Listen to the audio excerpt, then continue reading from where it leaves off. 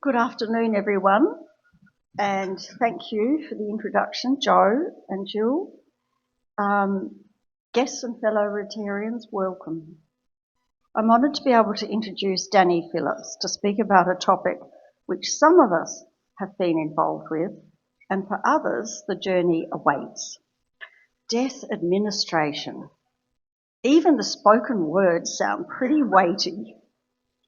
A few years ago, Danny had a very sad and demanding time, as being quite young and an only child, losing both parents in relatively quick succession. She found herself grieving, overwhelmed and heartbroken whilst having to make complex legal and financial decisions. So many practical and confusing tasks abounding. Having gone through something similar myself, I can say that words are inadequate to describe the seemingly endless administrative challenges on top of a time of grief. Nevertheless, during this time, Danny experienced the seed of an idea. In fact, I've just learned it is an Australia first idea. Danny is the first. Forged from the concept that no one should have to navigate the process alone. Courage emerged, along with her determination to offer guidance and support to families through the demands of this difficult journey. There literally is no other expert in the country, and this is an Australia first, Sage Executor Solutions. So welcome, Danny.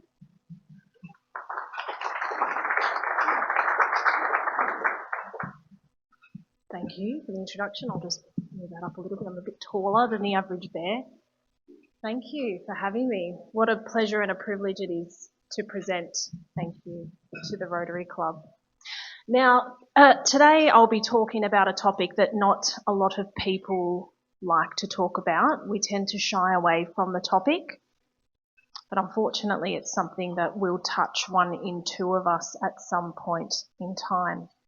So my name's Danielle. I'm the owner and founder of Sage Executor Solutions, and today I'd like to give you an insight and a peek into the truth behind what it means to administer a deceased estate. And it's not what you would think. It's not just dealing with a will and selling property and closing a bank account. It's actually over 40 different tasks. And I can say that from my own experience, and I took inventory of these tasks. Now, I manage all of the non-legal processes and items, the things that most lawyers don't actually want to do. These are the things that take up 200 to 300 hours of time for an executor, a family member or an administrator when they're dealing with deceased estates.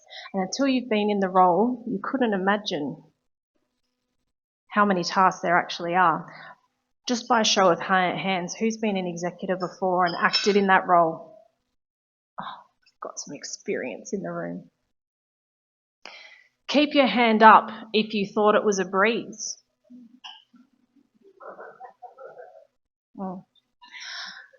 Put your hand up if you had to make a phone call or deal with Telstra as part of that. Keep your hand up if you loved it. Right. Now this is me with the white gloves on. I do provide a white glove service, and I'll talk a little bit more about that later in the piece, but first I wanted to just give you a bit of a learning outcome overview. We want to recognise some of the 40 different administrative tasks today. We want to understand where the legal, accounting and practical administration support collides. We want to learn some simple steps and tips that can make the life significantly easier for the executor. I've got some stats to give you as well, which might surprise you. And we want you to feel more confident today walking away to have certain conversations around your estate with your friends and family. So I just wanted to share a story. It is deeply personal. Karen did touch on it. It's not easy for me to talk about, but I think it is really important because it forms the inspiration behind why I started this business. And yes, as Karen mentioned, it is an Australia first. So I am now considered the thought leader and specialist in deceased estate administration across Australia. And it all started in March 2020. I got a call from my dad who had just been rushed to emergency. He'd been having some difficulty breathing for a couple of months and they couldn't figure out what had happened. My mum and dad were in New South Wales. I've been in Adelaide for about 15 years. So I jumped on a plane and got myself up to New South Wales. And if we remember March, we may not want to remember March 2020, but COVID. So getting on an aeroplane, walking through an airport, QR coding everything along the way. And got up to mum and dad's property and called the doctor that was in charge of the ward dad was in and said, I'm in the States, I'm coming down to the hospital, where do I meet you? How do I get in to see dad? And of course the answer was, you can't come into the hospital, it's in lockdown. They didn't know what was wrong with dad. It could have been a pneumonia, it could have been a cancer. Effectively they had to put him into ICU to do a biopsy and work out what was going on. So I was told, along with mum, you should say your goodbyes and you can do it on FaceTime. So mum and I said goodbye to dad in case he didn't make it out of ICU. Mum had a very rare neurological disorder and dad was her full-time carer. So within an instant of him being taken by an ambulance, mum had lost her husband and her carer. 3 days later, we were told it was a very aggressive cancer and dad wouldn't survive. So we were allowed into ICU to turn off the machines. I then found myself instantly responsible for mum, being her caregiver, dad's executor, mum's power of attorney. And then it got to July and the borders opened here in South Australia. Unfortunately, because we'd kept them closed, we'd kept the virus out. I was able to bring mum down to South Australia for medical reasons. She did go into an aged care facility and we were quarantined in there together. She stayed alive down here with me, going out every night and every weekend over to the house to have dinner with my partner and I. Mum was non-verbal and could not move. But we did the best we could with her for 12 months until she passed away in February 2022. So with a very short period between May 2020 and February, I'd lost both parents and I'm an only child and I was 35 at the time, trying to navigate not only COVID, loss and grief, but now putting on the executor hat for two people. Most people think that writing the will is the hard part, and granted it is definitely a big consideration, but the hard part really starts when someone dies and you have to be responsible for an overwhelming amount of complex decisions to be made. I thought I was organised. Mum and dad thought they were organised. None of us had any idea of what I was about to have to embark on. And they had files and they had labels and they had folders, and all of that is so helpful. So for all of you that have your files and folders in place, that's a fantastic start. But please don't overlook that the job really starts with the executor having to then do something with that information. Around 59% of Australians have a will. We'd love 100% of us to, but we don't. So there are 187,000 registered deaths in Australia last year, and most wills appoint not only one, but sometimes two or more executors. So 59% of those deaths involved a will, meaning 165 executors were appointed that year. The exciting thing is, not everyone's told when they've been appointed an executor. Surprise. So could you be an executor and not know about it? Have you appointed someone an executor and not told them about it? That's really important. And what about the other 41% who don't have a will? Their estates still need to be administered, and we want to try and avoid, where possible, that falling into the hands of the public trustee. Do we all know who the public trustee is? If not, come and talk to me later. I just want to really quickly go through a couple of fundamentals so that it makes sense when I'm talking through the rest of the presentation. What is a grant of probate? When do you need it? Grant of probate is a court order. It is actually the highest court order that can be granted to a person in this country. So it's a big responsibility. It is issued to an executor of the will. It must be a valid will, and the court will review the will to ensure that it is valid. And we generally need a grant of probate to deal with estates with a high value or that have property involved. Who's heard of letters of administration? Not too many. So letters of administration will be issued by the court when someone has died intestate and there is no executor appointed. That means there's no will, or sometimes there was an executor appointed but they are unwilling and unable to act. Perhaps they just found out their executor and said, no, thank you. They can renounce their role. We also sometimes will need letters of administration when the value of the estate is high as well. So as part of my journey, I took inventory of these 40 tasks comprising of banks, and people can have 2, 3, 4, 5 different banks, 4 or 5 different accounts within those banks, vehicles, camper vans, trailers, personalised plates need to be accounted for, utilities, water, solar, council. So we're already up to 15 calls. Superannuation. The executor may or may not have to deal with super depending on if the super is to be paid to the estate rather than to a beneficiary. And a lot of the time people don't understand when they're a beneficiary of a superannuation payment that if they receive that as a lump sum and they're on a pension, it could negate their pension because it becomes part of your means testing. So there's not a lot of education around this, and people will tick the box and accept the money and all of a sudden their pension's gone. Depending on whether you are a dependent or not dependent, it will be taxed.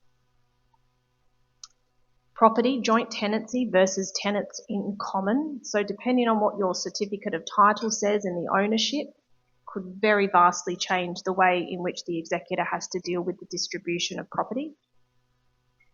Shareholdings, including Section 107B statements, because unless that company is registered here in South Australia, we actually need to provide a 1071B statement to confirm that they are registered in another state. Who would have thought? What are these forms? Digital accounts, subscriptions and social media. Statistically these days, the average person has 11 to 17 subscriptions now. Cryptocurrency, Bitcoin, I'm seeing a lot of this coming through. And if you do not have clear records of your cold wallets, your hot wallets, your seed phrases, your executor will not be able to access that money and it is gone forever. Licenses, driver's licenses, marine licenses, gun licenses. Memberships, apps, clubs, charities, and the government departments. Please don't assume they all talk to each other. If we notify Centrelink, no, they don't talk to the ATO.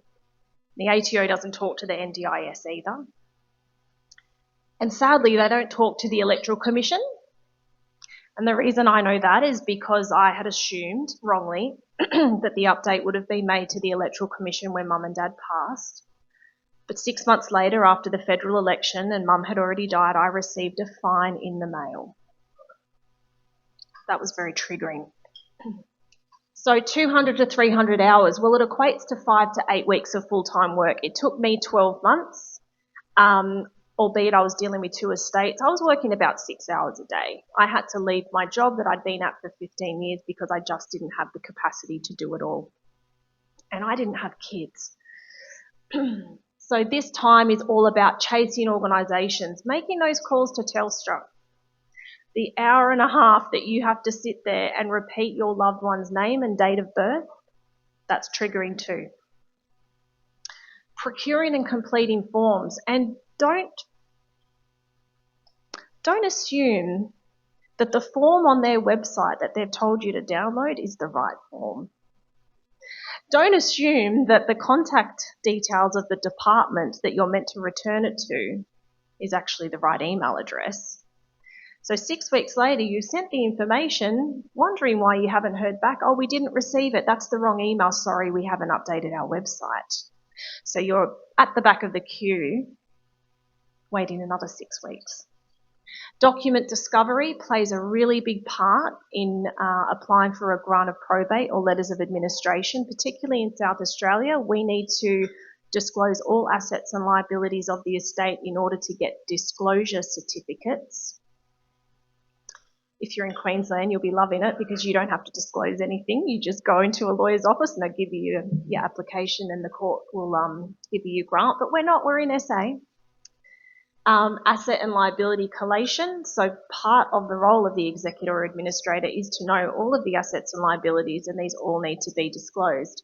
And that's really hard when someone hasn't been keeping good records, paperwork, policies, copies of documents, potentially passwords, and managing executor communications, not only with lawyers, financial advisors and accountants, but with beneficiaries.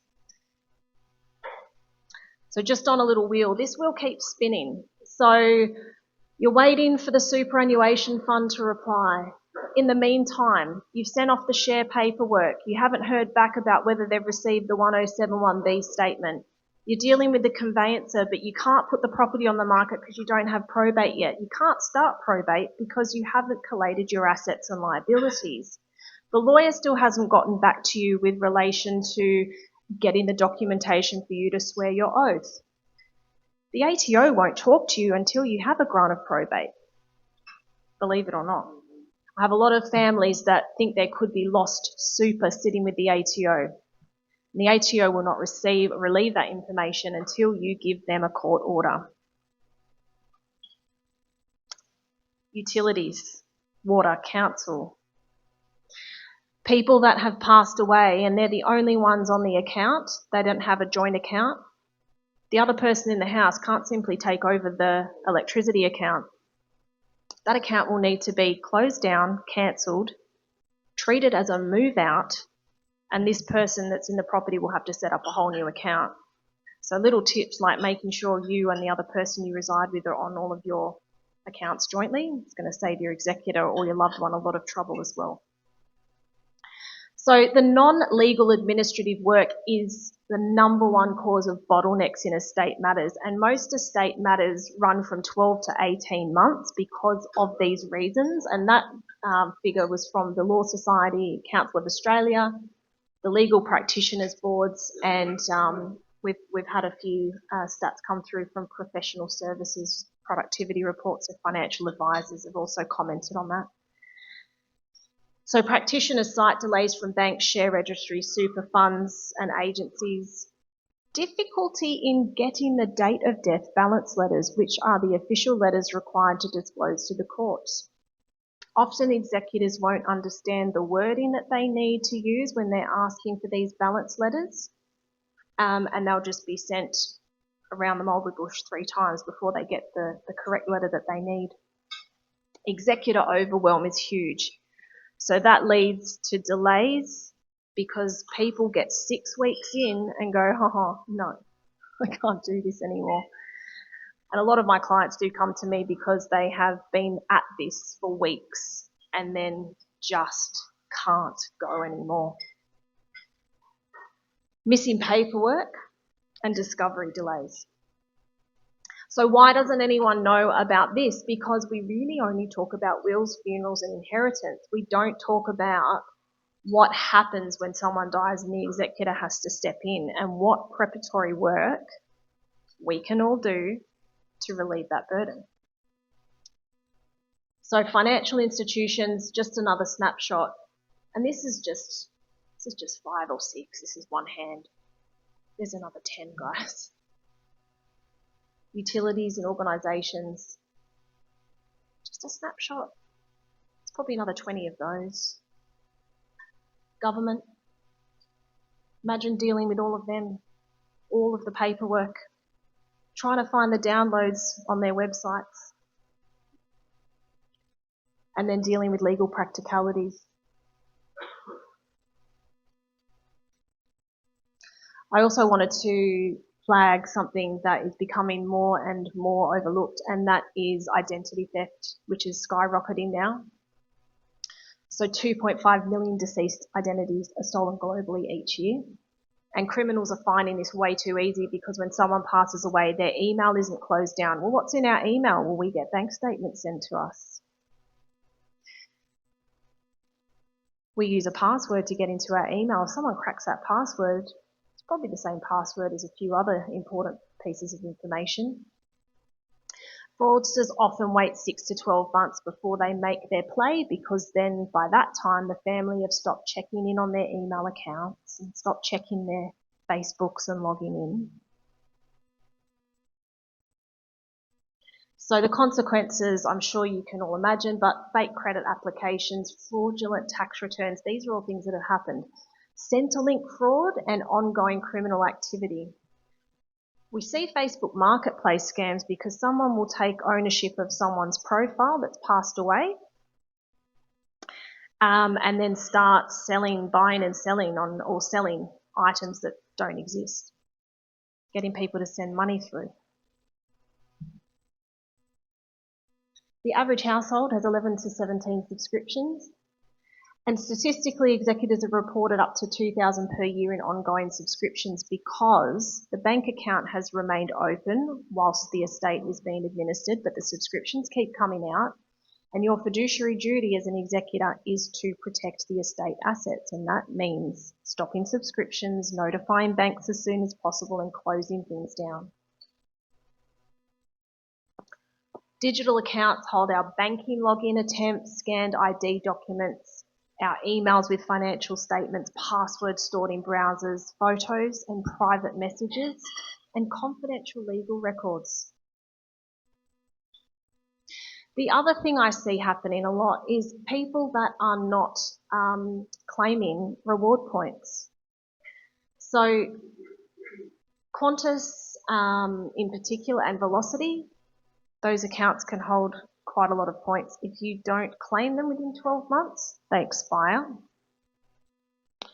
And that can be hundreds of thousands of points that beneficiaries are missing out on. A beneficiary can actually make a claim against you as an executor if you've not administered the estate properly, and if you have not distributed any cash assets within 12 months, you can be personally liable to pay interest to the beneficiary if you don't have a good enough reason as to why you haven't given them their cash in 12 months.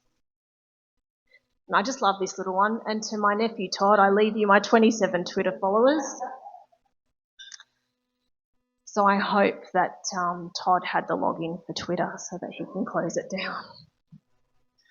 All right, so this is a really high level conversation, guys, because I think this is the nuance that we don't talk about, we don't hear about, and we don't know about. So what I do is I meet with executors, next of kin and families, and we look at what assets exist, what the ownership structures are, whether there's super claims, whether we need probate or letters of administration grants. Before you even go to a lawyer, we can work that out together over the phone on a complimentary consult. Don't need to pay lawyers to do that. And I love lawyers, by the way. They're worth their weight in gold, and we need them to do what they do. But the lawyers that I've come across and worked with are extremely ethical, and they do prefer their time to be better used towards actual legal court applications, not doing discovery work. So we can also clarify whether you need a grant or not, whether you need letters of administration, whether the institution will release the funds without probate. So Westpac used to have a threshold of $50,000, anything over that amount, and they would not release funds without a grant of probate. My client's father had $52,000 in there. Anyway, I wrote a letter to the bank, asked them very nicely, and they released the funds without a grant of probate. So there are actually compassionate organisations out there, but it's about knowing how to pull those levers and get the best outcomes. And having all of these conversations can start executors and family on the right footing and save costs before the legal work begins, and also gives you a really good understanding of the scope of work ahead and what your capacity is, or your executor's capacity is, to take it on. I have a very carefully curated network, very selective with who I work with. You may or may not know that the legislation for estate administration differs between all states and territories. So one of my clients, as an executor, has lost a loved one in Queensland. We'll be dealing with a lawyer in Queensland. We'll be dealing with a conveyancer in Queensland. I'll likely be dealing with a financial advisor in Queensland, if possible, and an estate accountant.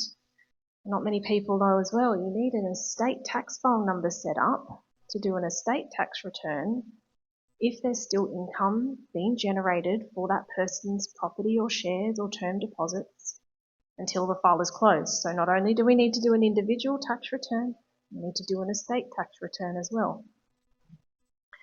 I partner with specialists that are empathetic, compassionate, and understand and align with my values, and my values come from where I've been, and that is in the seat of the executor, the grieving person. And I think together what I would love to do, and what I am really striving to do with this business, is have these conversations, create awareness, provide education, because together we can actually achieve a seamless and dignified experience. It doesn't need to be a 12 to 18 month process, 200 hours. I wrap my clients' cases up within 4 to 6 months. And I didn't build the business around death, I built it around helping people navigate life after it. Well, I've got some beautiful testimonials. I've only popped one up. This is one of my favourites. Pamela lost her partner of 50 years and didn't know where to start, didn't know where to go. So I connected with her with all of the professionals that were required, and we got things done.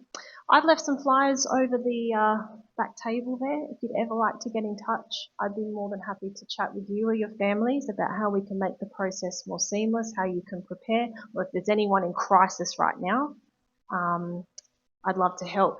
I've just got this last quick one to share with you. I wrangle the forms, the calls, and the chase. I deal with the can you resend that race. I gather the docs, I follow the thread. I even translate what the ATO said. No double handling, no tasks in the way. Seamless discovery, then grant, then hooray. When the probate's lodged and the grant's finally through, there's a mountain of admin still waiting for you. Banks, shares, registries, super funds too, all emailing, calling, demanding a view. But here's the good news that you'll want to face. You don't need to be stuck in that post-grant space. Your mental health wins, your stress levels drop when Sage steps in and the paperwork stops. Together we're stronger, efficient and kind. You handle the grief, I handle the grind. A duo, a dream team, a grant sensation. Sage Executor Solutions, your admin salvation. All right, guys, I'll leave the flyers over there, and if there's anything I can do to support, please let me know.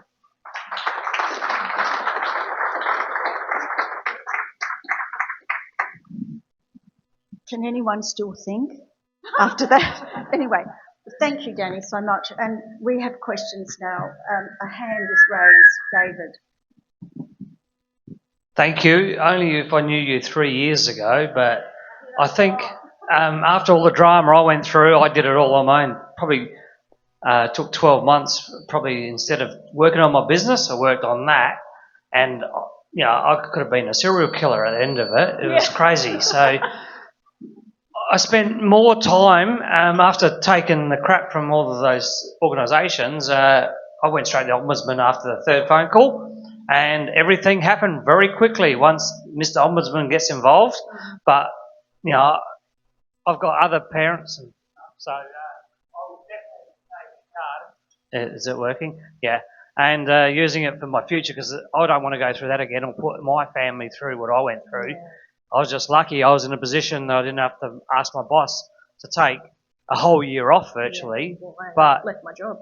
Everybody in Rotary Club, you know, the fact that we're in business and we know people of importance is very important as well. You know, I had a client and I couldn't, the hardest part was dealing with motor registry, getting a car sales from parents that obviously aren't driving and pass, and getting licenses, like you said. So you've got to get the license cancelled so they don't get their fraud thing happening later on. And it was ridiculous. No, bring us the original death certificate and all this ridiculous stuff. So you just make a phone call to a customer that might happen to be the transport minister. He walks in there and dismisses 3 of the staff immediately. So they regret being dickheads. Well said. Thank you. Any other questions at all? I know there's probably a lot to process. Karen? Yes. I have a question. Did you ever find a helpful bereavement department?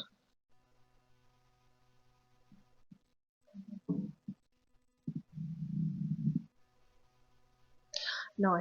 I found them and still find them very robotic. They have a script to read. In fact, I won't mention the company, but I won't mention who said this, but I did call and notify this company of a person that had passed away. I opened the call with, there is no will, they died intestate. So we're applying for letters of administration. They replied with, that's fine, we can help you. Can you please send us the will? They didn't listen. Sandra? Thank you, Danielle. That was interesting, very interesting. Reminds me of all the things that I need to get into place just in case I cark it next week, which I'm not going to do.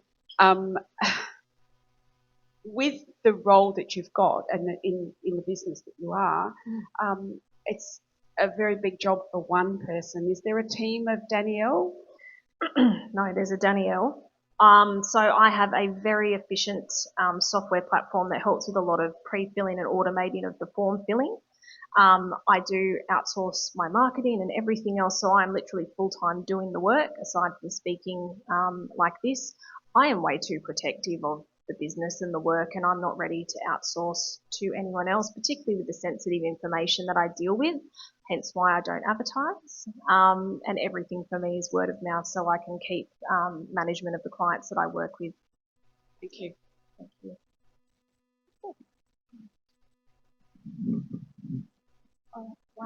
One more question.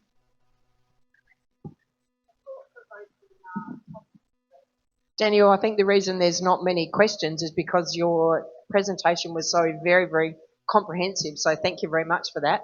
I found in the past that sometimes it's the smallest, most insignificant organisations that want the most paperwork. Yes. And that's just an observation. Yes. And the other thing I wanted to mention to people, and I had this conversation with Pilco as we were coming in, talking about the fact that this stuff is so important because it's not if I die, That's when. it's when.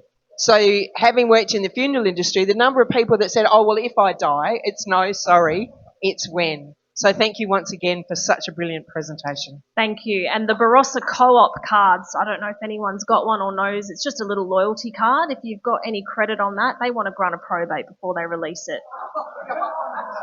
Yeah, I've dealt with that.